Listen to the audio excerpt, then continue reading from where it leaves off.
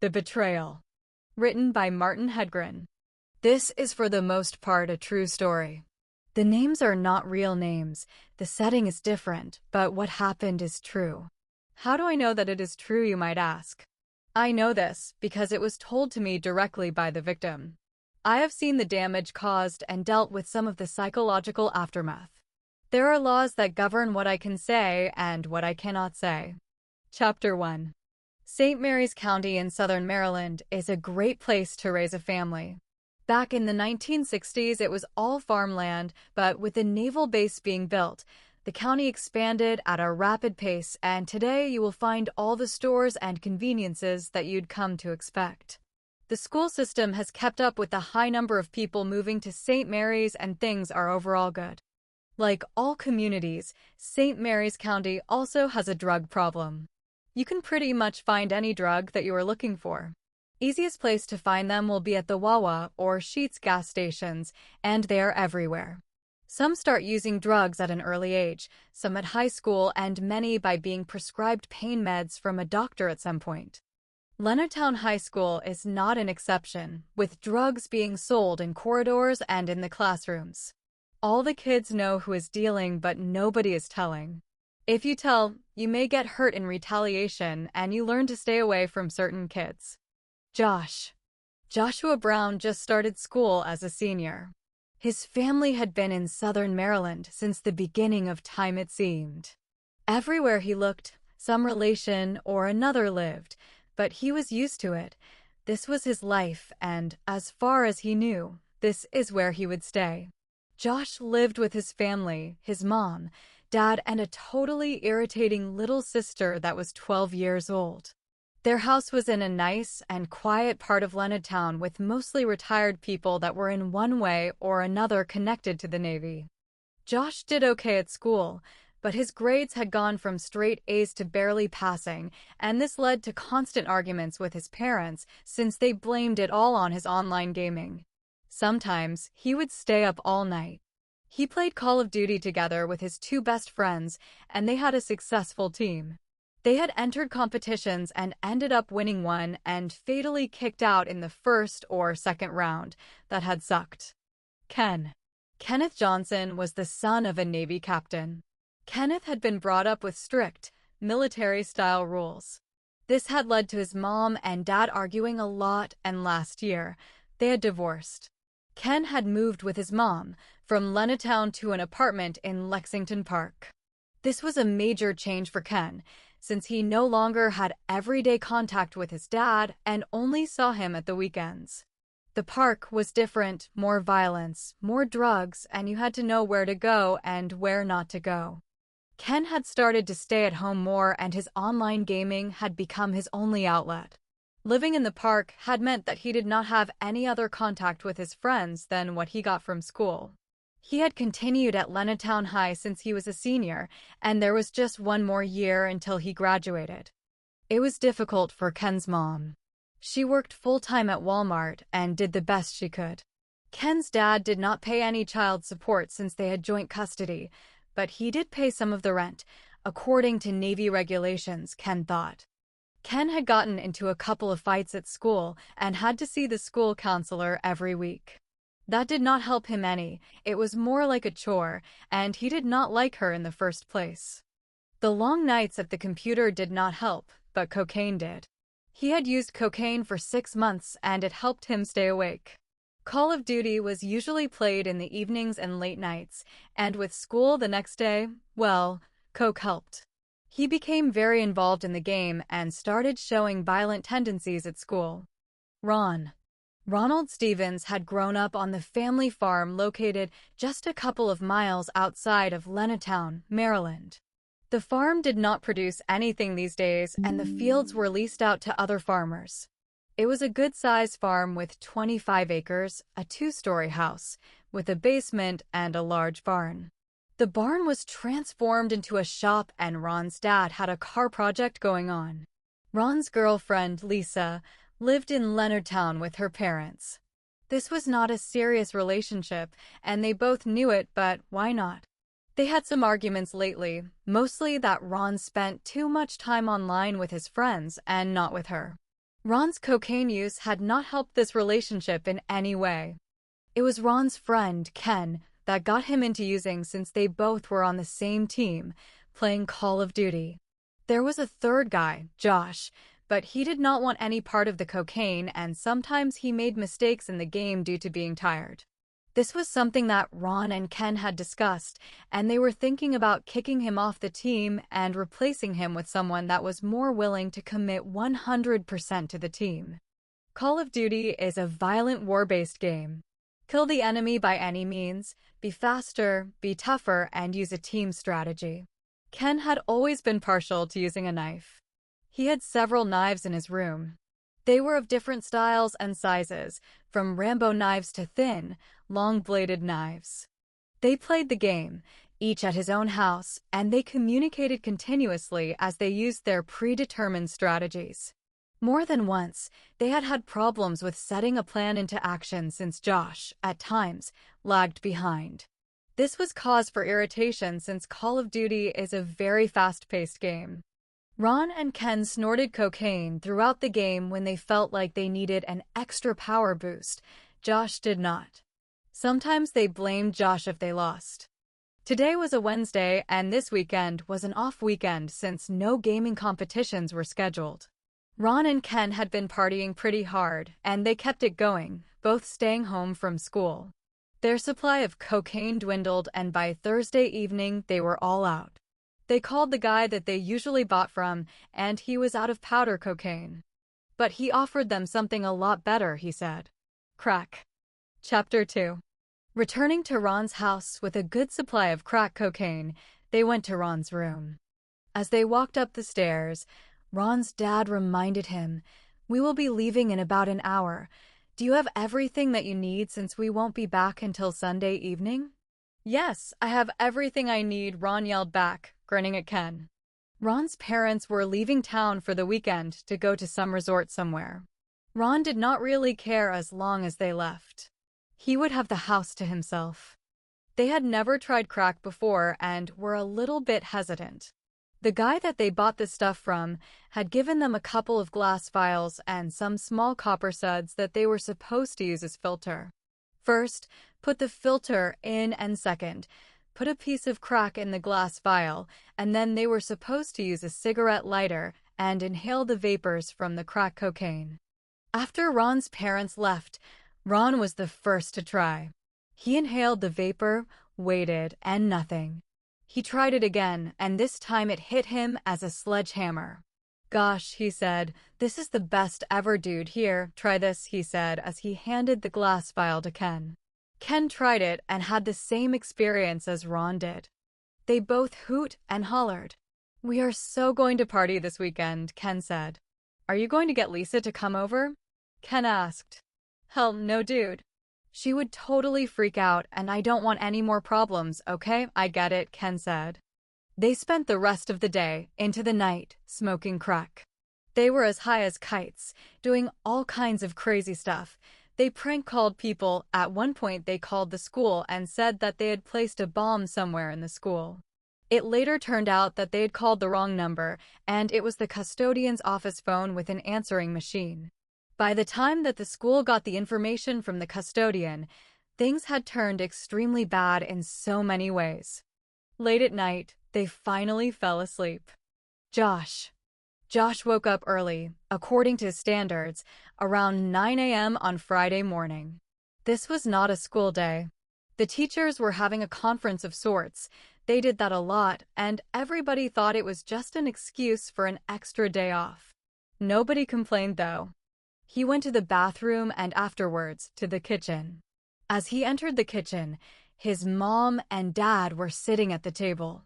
"Good morning, Josh," his dad said. "We would like to talk to you for a while. As you know, we think that your online gaming is starting to get out of hand. Your grades are not good, and you are always tired. It would be nice if we could do something together, like we used to do," his mom said.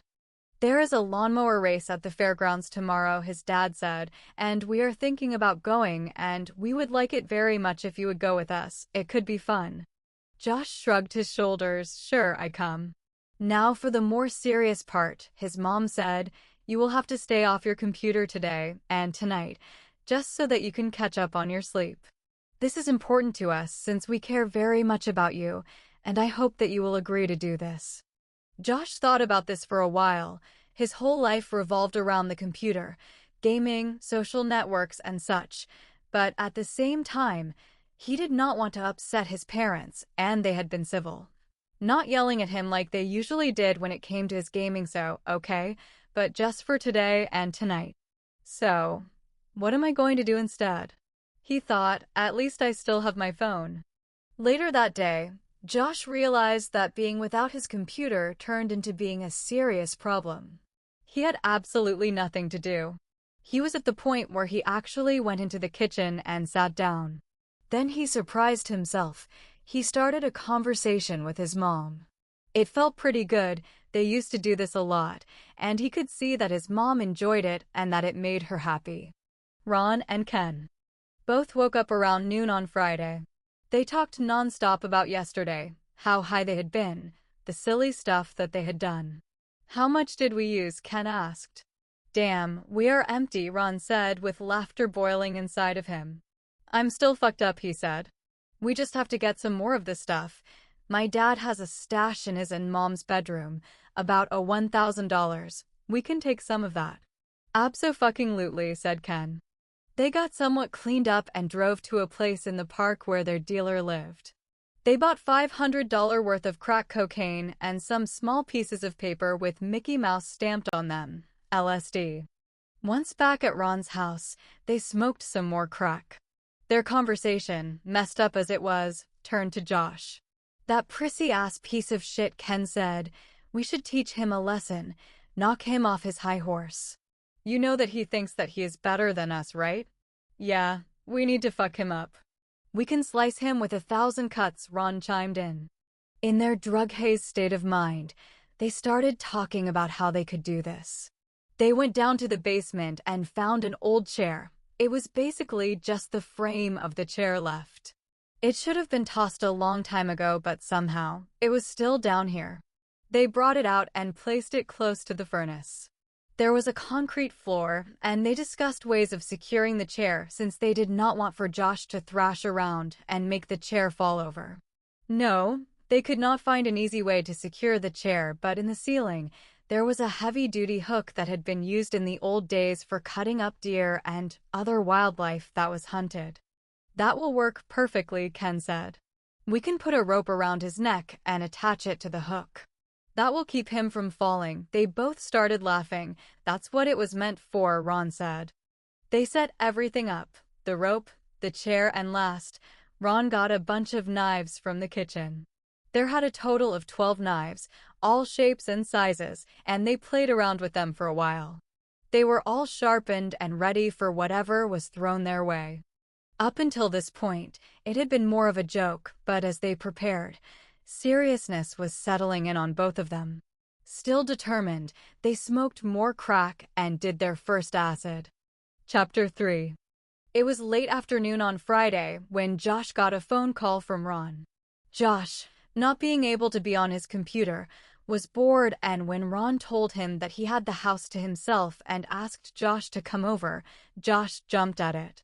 Ron and Josh had pretty much grown up together, known each other since they were kids.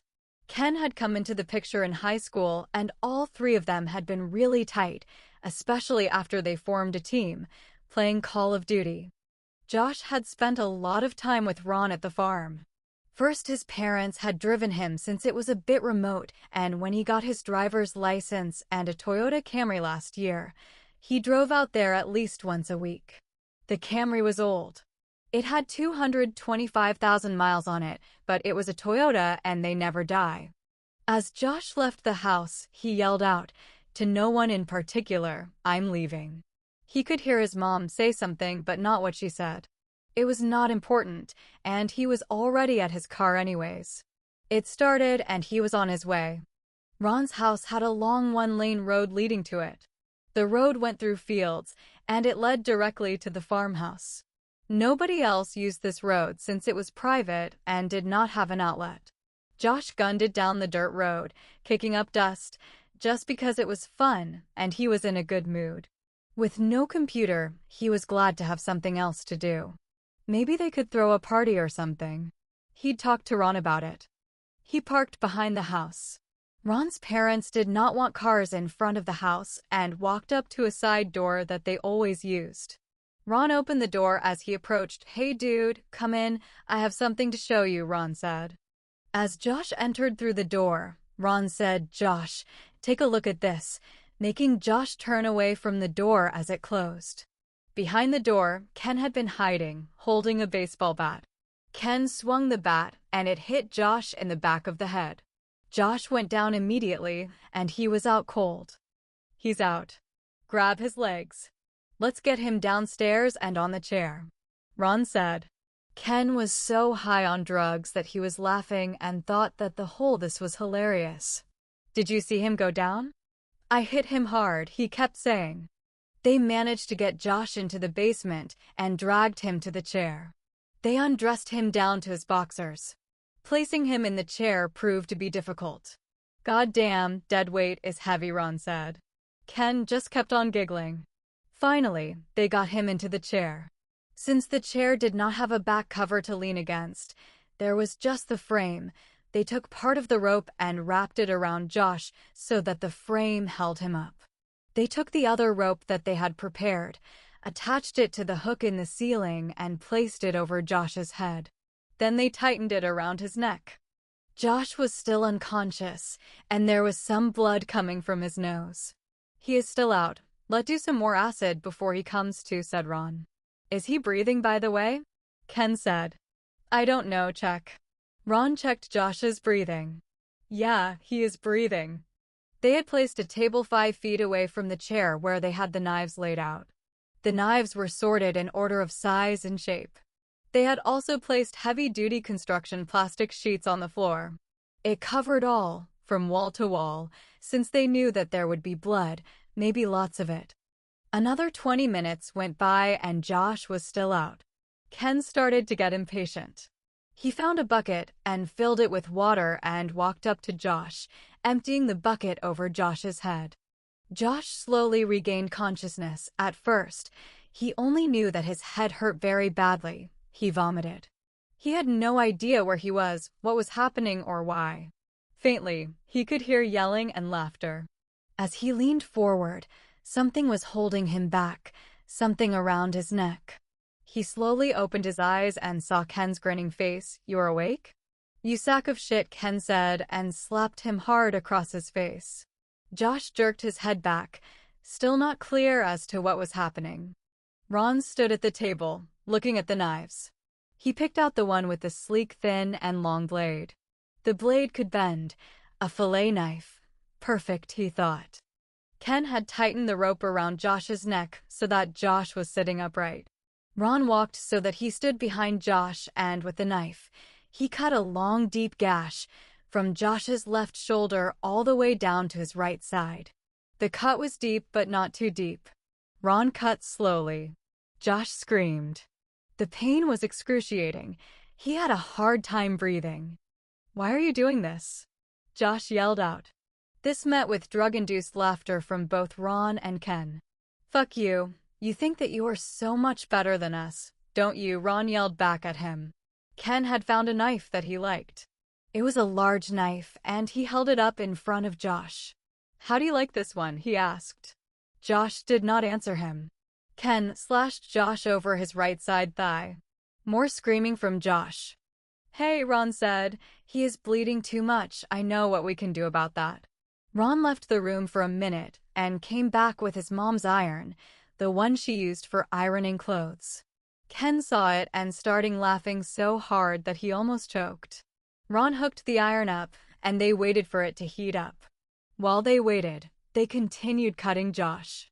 Ron with a certain finesse and Ken, while Ken was like a bulldozer, causing a lot of damage. "Slow it down. Don't cut so deep," Ron told him. "Let's make this last for a while." Ken nodded in agreement. "I'll cut low and slow," he said with a devilish grin on his face. The blood was starting to become a problem, so Ron got the iron. He had set it to its highest setting and it was red hot. He started with Josh's back. The iron was put flat against the bleeding cuts on Josh's back. Josh screamed more than he had done while being cut. The skin on his back curled up and sealed off the flow of blood. Ron stepped back and observed his handiwork. That worked, he said, and used the iron on other bleeding cuts that Josh had sustained. Ron and Ken kept this up for a couple of hours, stemming the flow of blood with the iron whenever needed. Josh's cell phone had rung a few times. It was his mother calling him.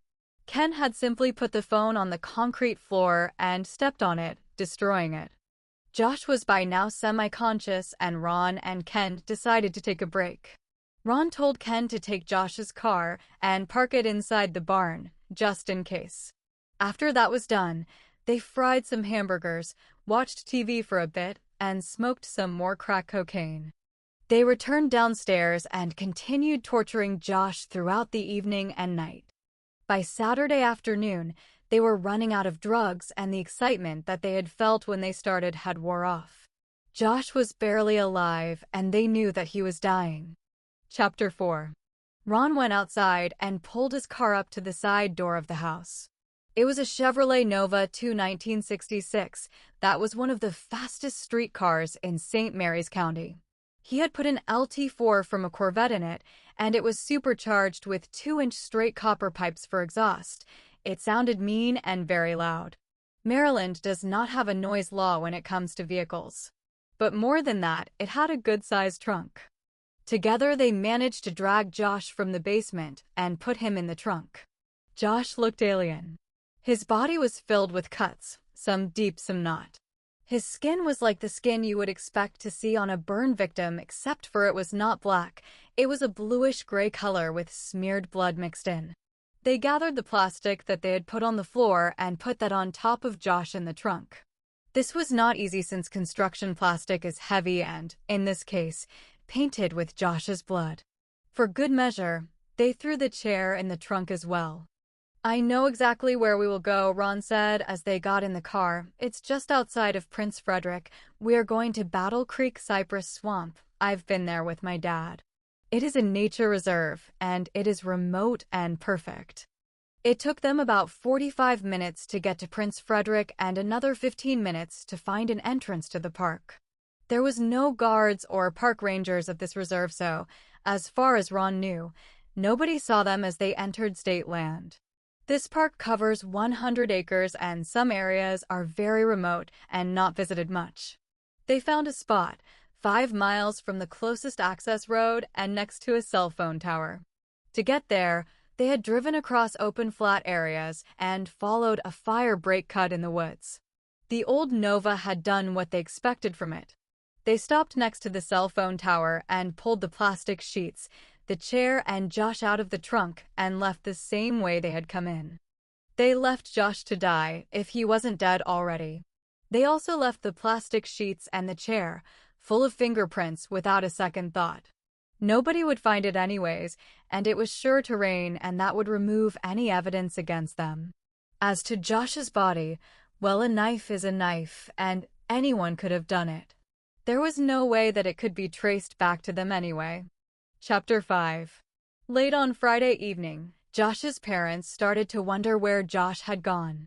It was not unusual for him to go out, and his mom thought that he might have a girlfriend that he did not want to tell them about, so they were not particularly worried, just concerned. They were a tight family and open about things in general. Josh is a good kid, and they never had any problems like a lot of families experience, such as drug use or criminality.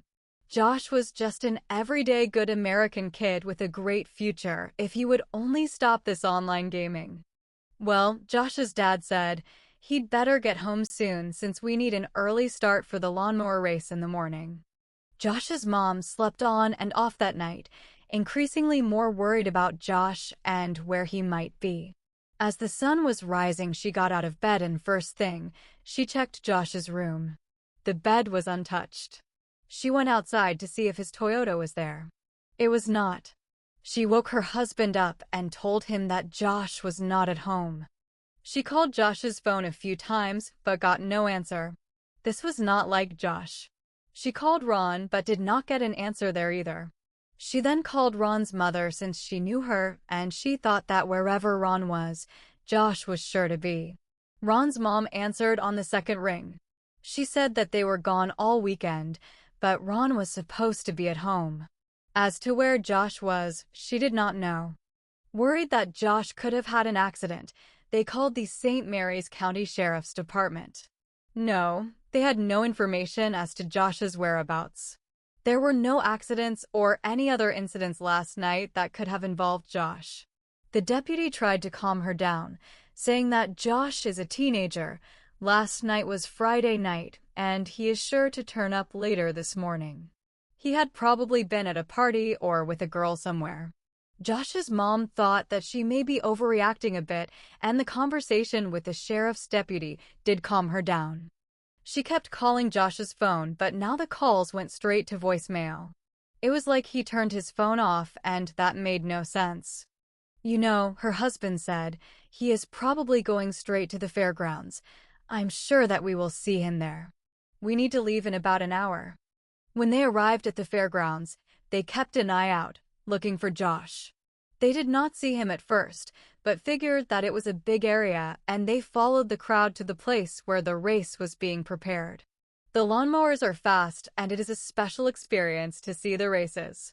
They decided to stay and watch, and when they returned home, if Josh was not there, they would contact the sheriff's department again and file a missing person report. They had no reason to suspect foul play, but they grew more and more worried. Chapter 6. Josh was semi-conscious. He did not think or move for a long time. He was very cold, only wearing his trunks. It made him shiver and slowly brought him back to a basic level of understanding that he was alone. He was no longer being cut or burned, and no yelling or frantic laughter. Slowly, he opened his eyes. He was really cold and tried to sit up. That did not work. His body screamed with pain. He laid back down and turned his head, trying to get a bearing. His back hurt so bad, and he desperately needed to change his position. Slowly, he tried to turn to his side. The pain, once again, streamed through his body, but he did manage to turn. His breathing was short and fast. He had no strength and was not able to control his left arm. He looked at it, and it scared him. His arm was a contorted appendix that he did not recognize. He cried. Something inside of him told him to get up. He made another attempt using his right arm, trying to overcome the excruciating pain that went through his body as soon as he moved. This time he was still laying down, but leaning on his right arm's elbow, looking around. He had no idea where he was. All he knew was pain and cold, but overall pain that he never experienced before. It would be easy to give up, just lay back down, just surrender, and it would be over. But his mind and his body would not let him. Josh was starting to think a little bit clearer. He thought that it may be afternoon, maybe late afternoon, and he could not see any people, no roads or vehicles. Most of all, there was the total silence. Not even birds, nothing moved, nothing made a noise. Where the heck was he? Slowly, he got on his knees, letting out a scream as he straightened out his back. God, it hurt. I cannot do this. God help me now, he thought. To stand would be impossible, and he realized that. He started to crawl, using his right arm and his knees. He tried to go in the direction where the least trees were. It would be easier to move in a straight line, and in the open, somebody might see him. Josh crawled. After about 100 feet, he fainted.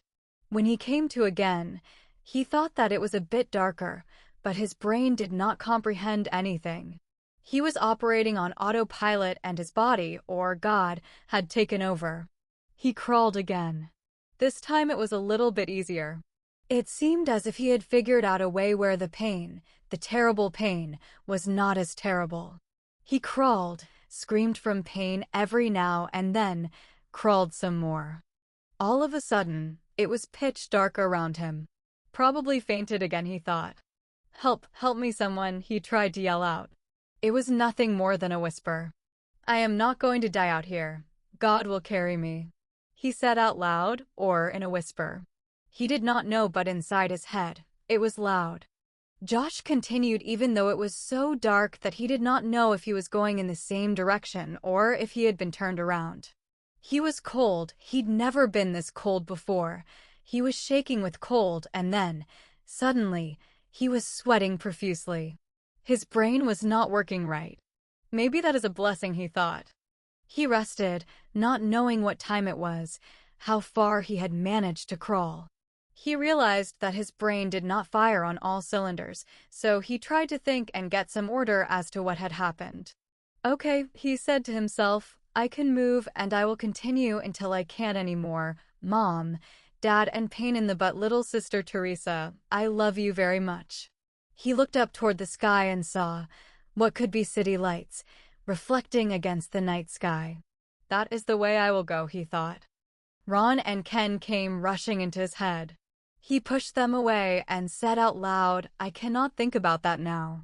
Why think about something that does not make any sense or where I cannot get any answers? Josh kept crawling, fainting, crawling again. Pain, always pain. It made him scream and it made him dizzy. He kept on crawling, dragging himself through thorns, bushes, over roots, and sharp things on the ground. He kept crawling. Suddenly, he saw that it was getting light. The sun would come up soon. He had probably fainted again. He did not know how he made it through the night, but it gave him a little bit of confidence. If I made it through the night, somebody is going to find me. In front of him, there was a thicket of underbrush that he could not go around since it stretched for as far as he could see. His only way was through it. This was the hardest thing to do. The brush scraped his torn body. Josh screamed with pain but kept on going. 1 inch at a time. He made it through, and as soon as he broke free from the brush, he fainted. Chapter 7. Carl had worked for Verizon for 7 years now. In the old days, before cell phones, he would have been a line man. Now he was a communications technician, very fancy. He was called out to service and make repairs to communication equipment, such as cell phone towers, when there was a problem. This was Sunday morning, and he was not very happy about this assignment. There was a disconnect somewhere, and he had to find out what was causing it. He was on call this weekend, so there was no way out of it. It was reported that the Prince Frederick Tower was the main culprit, and that is where he was headed. He lived in Lusby, only 30 minutes south of Prince Frederick. I hope that I can fix this from the ground, he thought. If he had to climb the tower, he would have to call for a second person to be present.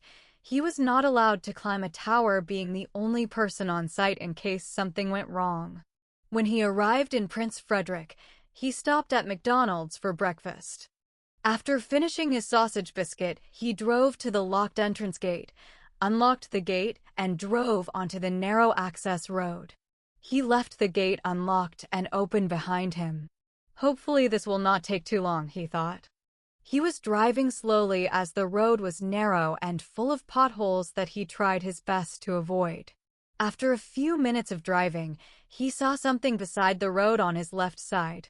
He slowed, at first thinking that it was a deer, but as he got closer, he realized that this was not a deer. It was a person. Carl stopped and jumped out of the cab. While scanning the area, he approached the person. Carl was sure that whoever it was, he was dead. He had seen it before during his deployment to Iraq.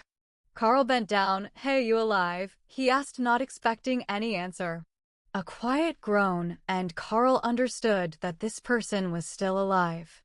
He called 911 and explained what he had found, and, being close to Prince Frederick, it did not take long for paramedics and the sheriff's department to respond. While waiting, Carl found a blanket in the truck that he placed on top of what he now knew to be a young man or boy. Carl was stunned by the wounds and skin damage covering the entire body. Chapter 8. Josh was taken by ambulance to the Prince Frederick Hospital and from there, flown by helicopter to a Washington, D.C. trauma center. Josh was treated in the intensive trauma unit, and for the first 3 days, it was anyone's guess if he would survive or not. When Josh arrived, The hospital had no way of identifying him, and it was not until the second day that the sheriff's department, via contact with Josh's parents who had filed a missing person report, were able to identify Josh. Josh did survive, and he stayed at the hospital for 45 days before being released home with a private nurse. He finally recovered enough to go outside and start, the best he could, to make some kind of life from now. His wounds would heal, but they left scar tissue that looked like welts. These welts had to be treated with a special moisturizer lotion that was applied twice per day. If not, the welts would crack open, causing extreme pain. The physical problems, well, to some level, Josh learned to live with them, but the psychological damage was a different story. Josh was diagnosed with post-traumatic stress syndrome, something that he will suffer from for the rest of his life. 10 years later, Josh has problems with drugs. He is not taking them to get high. He is using because when he is high enough, he does not have to think. The demons go away. Can you blame him? Epilogue. Ron and Ken were arrested the following week and charged with many serious crimes, among them assault with a deadly weapon and kidnapping. There were other charges as well, but for the purpose of this story, they became irrelevant when the judge finally rendered his verdict. Even though the charges were very serious, he said, there were extenuating circumstances. Among them, the boys were juveniles when they committed the crime. They were high on drugs, so they were not really understanding what they were doing to Josh, and, this is the best one, they did stem the flow of blood so that he did not bleed to death. Yes, with a red-hot iron. Yes, true story. This is what the verdict said. Ron and Ken were sentenced to 2 years, first in juvenile detention and later transferred to an adult prison. They're back out by now, living a great life, I guess. Author's comments. Post-traumatic stress syndrome, or PTSD, requires certain very specific criteria for diagnosis. PTSD is a psychological trauma, but at a more serious level. PTSD is a diagnosis, but it is also a diagnostic tool. It requires that a person or many people take absolute and final control of whether you live or die, and you are absolutely convinced that you are going to die. If you, by some miracle, do survive, you may end up suffering from PTSD. This is why many of our military suffer from this. Of course, there are levels within the PTSD spectra, but the most basic facts hold true in all cases. You cannot get PTSD from a car accident even if you are very hurt. That falls under psychological trauma, and that is, by no means, any easier to deal with. None is worse than the other, only different, in that a person suffering from PTSD has had any and all trust ripped out of his body. That is why it is so difficult to treat, and it is often coupled with flashbacks and suicide. So, why am I telling you this? Josh is dealing with serious PTSD. His best friends tried to kill him, and he knew that he was going to die. In Josh's mind, after the incident, it would have been a better outcome if he had not fought, if he had just given up at that cell phone tower. If he had, he would not have to deal with the aftermath for the rest of his life. Do I know what happened to Josh and where he is today?